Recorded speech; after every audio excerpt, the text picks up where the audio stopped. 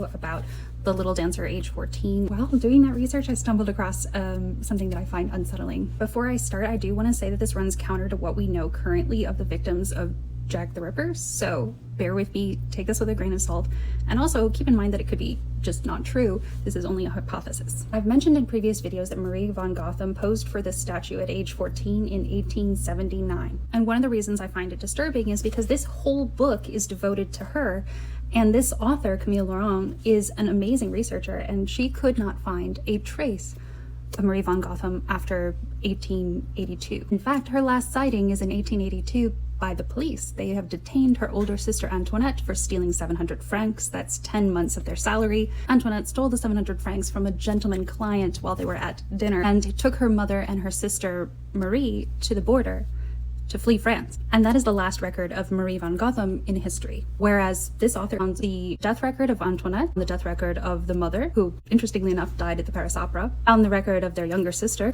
as a teacher and her graduation of the dance studio, and her death certificate, and all the grave sites of the other family members, but never found Marie Von Goethem. And not for lack of research, this woman did a ton of research to try and find out more about Marie. She just became entranced with this little girl. Meanwhile, the last of the 5 canonical Jack the Ripper victims was Mary Jane Kelly, and we know very little about her background. We don't even know whether she was blonde, ginger, or brunette. All verifiable information about her exists after 1883, and we pretty much know that her last name wasn't Kelly.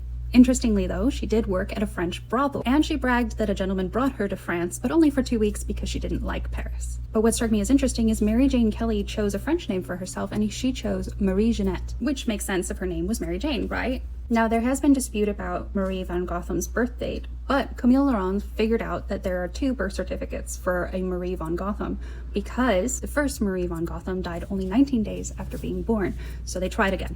It was a custom at the time to give your children the name of the parents, and Marie Von Goethem's mom was named Marie as well. Now remember that Mary Jane Kelly was estimated to be only 25 years old, making her by far the youngest of Jack the Ripper's victims. Everyone else was in their 40s.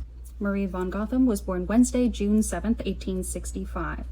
Born Marie Genevieve. Is it possible that this little dancer who had no future and the murder victim of Jack the Ripper that had no past are actually the same woman?